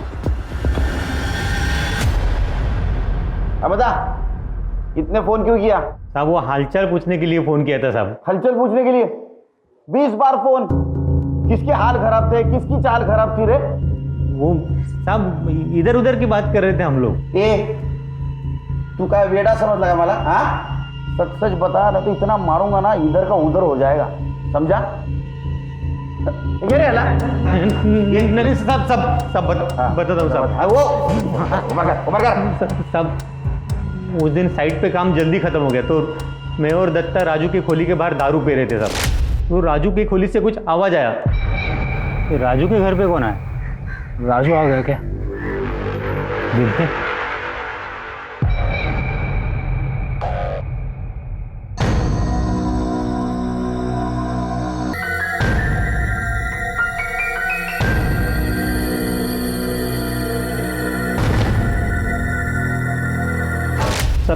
तभी मैंने ये वीडियो बनाया साहब। मेरे को यकीन ही नहीं हुआ साहब कि माला शेलर के साथ सोने को राजी कैसे होगी। तो जैसे ही शेलर राजू की खोली से बाहर आया,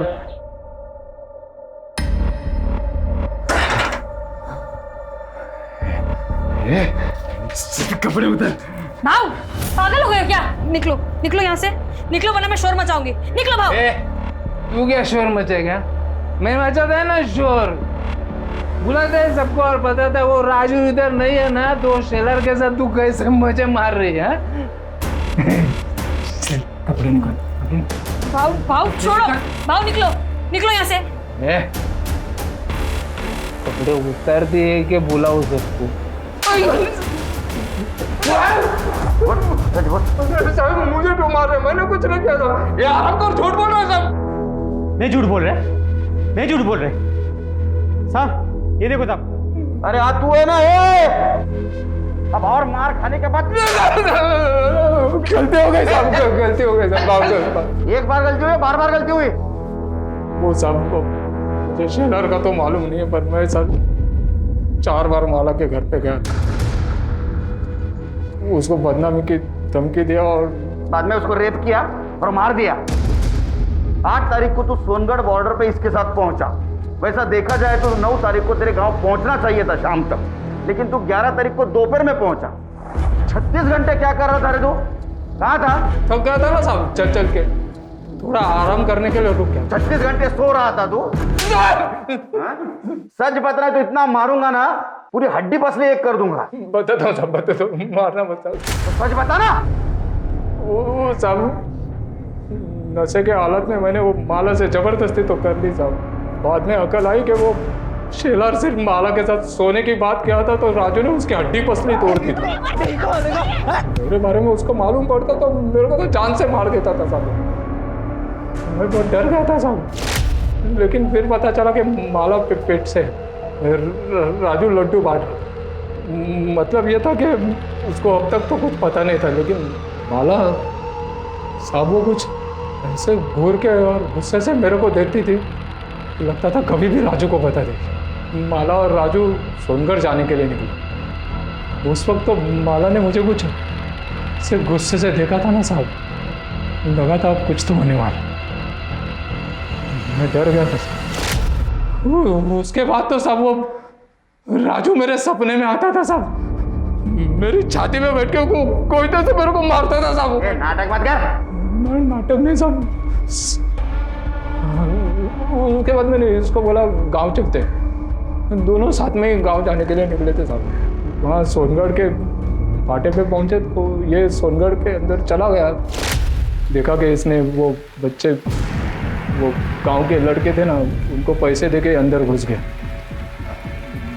मैं तो सीधे अंदर नहीं जा सकता था ना साहब, तो मैंने रात होने की राह देखी ताकि वो लोग सो जाए। तो जैसे रात हुई मैं भी अंदर घुस गया। जाते ही पहले वो राजू का घर ढूंढा साहब, फिर रात भर उधर ही छुपा रहा। सुबह हुई, जिस वक्त राजू घर से निकला ना साहब, तो मैं घर के अंदर घुस गया साहब।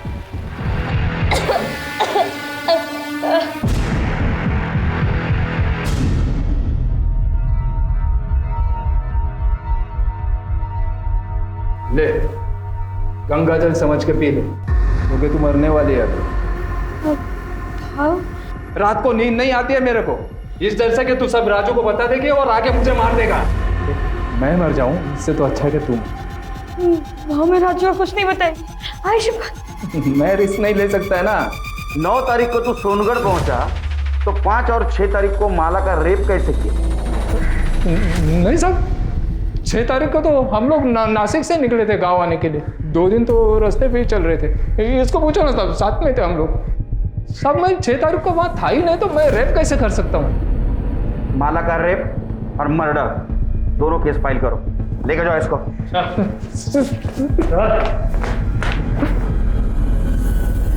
दत्ता राउत के डीएनए टेस्ट से यह साबित हो गया कि माला के अजन्मे बच्चे का पिता दत्ता राउत था। माला के बच्चे और हत्या की गुत्थी तो सुलझ चुकी थी, लेकिन यह अब भी अनसॉल्व था कि अस्पताल में माला का बलात्कार किसने किया था। कौन हो सकता है जिसने कोविड-19 जैसी महामारी को ताक पर रखकर यह जुर्म किया? ऐसी विकृत मानसिकता वाले व्यक्ति को ढूंढने के लिए पुलिस ने इस केस की फिर से जांच शुरू की और यह पाया कि बलात्कारी कोई हॉस्पिटल के स्टाफ में से नहीं है, बल्कि बाहर का कोई व्यक्ति है। 5 और 6 तारीख को तेरी ड्यूटी थी ना, तो ये बता कितने आदमी और कौन कौन आए थे अंदर? किसको आने दिया था तूने? सर यहाँ कोई नहीं आया था सर, मैं किसी को आने नहीं दिया था, सिर्फ हॉस्पिटल का स्टाफ था। अच्छा, बहुत पर्टिकुलर आदमी है ना। चल खुल के बात करते। गांव वाले लड़के गांव में किसी को भी घुसने देने का एक आदमी का 1000 रुपए लेते। तेरा रेट क्या है? सर ये आप कैसी बातें कर रहे हैं? अरे दोस्ताने में बात कर रहा हूँ उसके साथ। हाँ, गलती मान ले। तूने अगर गलती मान ली तो एक मरी हुई औरत को न्याय मिलेगा, और अगर हम अपने पे उतर आए तो तेरे को न्याय दिलाने वाला कोई नहीं रहेगा। समझा? नहीं समझ में आया? सोच ले, तेरे को लेके गए हम पुलिस स्टेशन, बहुत पीट रहे, किसके पास न्याय मांगने के लिए जाएगा तू? बोलना। सर गलती हो गई, मुझे माफ़ कर दो। वो दोनों दिन एक ही आदमी आया था, उसने मुझे एंट्री करने के लिए पैसे दिए थे। बोल रहा था उसके अंकल भर्ती है, उससे मिलना चाहते हैं। क्या नाम था उसका? विष्णु मात्रे। हमारे यहाँ पेशेंट है प्रदीप मात्रे, उनका भतीजा है। देखा, अरेस्ट करो इसे। साहब उस दिन मैं अपने काका से मिलने गया था, टेंशन हो रही थी कि और उधर हॉस्पिटल में एक औरत के साथ रेप हो रहा था, और तेरे अंकल और वो औरत, उनका वार्ड आजू बाजू में था। साहब ये क्या मेरे घर पे आके आप ये रेप वेप की बात कर रहे हैं? मेरे घर वालों को पता चल जाएगा तो क्या सोचेंगे वो मेरे बारे में? तेरे अंकल कोरोना पॉजिटिव थे ना, उनके हालचाल पूछ के आया था ना तू, फिर भी तेरा समाधान नहीं हुआ, फिर से उनके हालचाल पूछने चला गया, तब तेरी जान प्यारी नहीं थी? साहब मैं बोल चुका हूँ कि इस सब से मेरा कोई लेना देना नहीं। आप प्लीज़ मुझे ज़बरदस्ती इसमें फंसाइए मत, और मेरे ही घर में आकर अगर आपको मेरी ही बेइज्जती करके मन भर गया होगा तो आप प्लीज़ जा सकते हैं। हम तो जाएंगे। हाँ चलो, अच्छा एक काम करते ना, तुम्हारा डीएनए टेस्ट करवा लेते। तुमने कुछ किया ही नहीं ना, तो करवा लेते डीएनए टेस्ट। हाँ, अगर तू ना करेगा तो पुलिस वाले शक करेंगे तेरे पर। नहीं मतलब हाँ हाँ हाँ हाँ ले लो। डीएनए के टाइम वो विष्णु की हालत देखी तुमने कैसी हुई थी? मुझे लगता है रेप उसने किया होगा, क्योंकि 5 और 6 तारीख को उसके अलावा हॉस्पिटल में कोई नहीं आया, और हॉस्पिटल के सारे स्टाफ की हिस्ट्री तो हम लोगों ने निकाली है। लेकिन सर हमारे पास उसके खिलाफ कोई सबूत नहीं है। हमने डीएनए सैंपल लिया तो है, लेकिन उससे क्या हो? हेलो हेलो,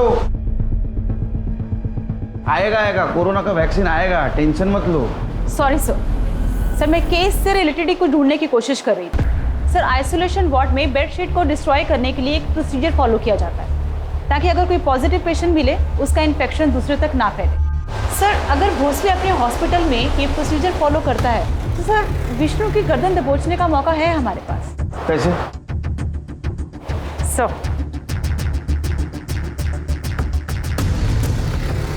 पता करो भोसले हॉस्पिटल में प्रोसीजर फॉलो होता है क्या? अगर होता है तो विष्णु जरूर पकड़ा जाएगा।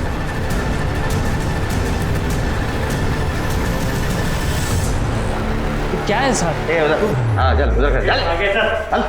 एक बात बता, कोविड-19 के पेशेंट के बेडशीट के साथ क्या किया जाता है? डिस्ट्रॉय किया जाता है उसको। अब हमारा नसीब अच्छा कि माला की बेडशीट हमारे हाथ लग गई। देखनी है फोटो, दिखा?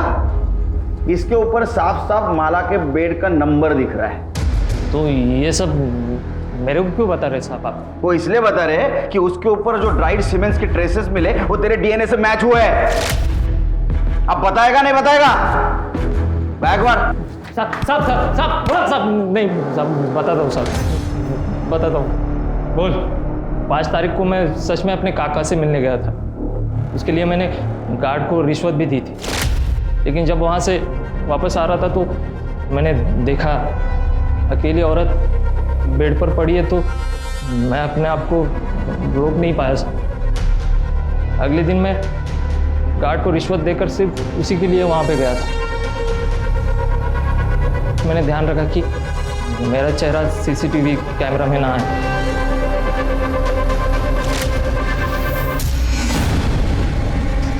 कौन? डॉक्टर? गरीब, लाचार और बीमार औरत के ऊपर अत्याचार करने में तुम जैसे लोग मर्दानगी समझते हैं। वो बेचारी कोविड-19 से तो बच गई, लेकिन तू और तेरे जैसे दरिंदों से नहीं बच पाई। चार्जशीट फाइल करा। कोरोना वायरस जैसी महामारी और लॉकडाउन ने हमें बहुत कुछ सिखाया है और बहुत कुछ दिखाया भी है। शायद हम पहले से ज्यादा संवेदनशील हुए हैं। जहां एक तरफ इस मुश्किल की घड़ी में कुछ लोग अपनी कमाई, अपनी सेविंग्स को डोनेट करके अनजान लोगों की मदद करने की कोशिश कर रहे थे, वहीं विष्णु महात्रे, दत्ता राउत, वामन शेलार और विट्ठल सुर्वे जैसे लोगों ने इससे कोई सीख नहीं ली। माला भोईर, जिसने जिंदगी और मौत तकलीफ में देखी, जिसकी शुरुआत उसके पति राजू भोईर को बचाने के गलत तरीकों से हुई। इस केस से हमें यह सबक मिलता है कि गलत काम करने का कोई भी सही तरीका नहीं हो सकता है। इसलिए अपनी गलती का सामना करें और आगे के लिए सीख लें, ताकि दोबारा किसी मुसीबत में ना पड़े। अब मैं अनूप सोनी आपसे विदा लेता हूं। फिर मुलाकात होगी क्राइम पेट्रोल सतर्क में एक और नए केस के साथ। तब तक अपना और अपने परिवार का ख्याल रखें, सतर्क रहें, सुरक्षित रहें और देखते रहें क्राइम पेट्रोल सतर्क। जय हिंद।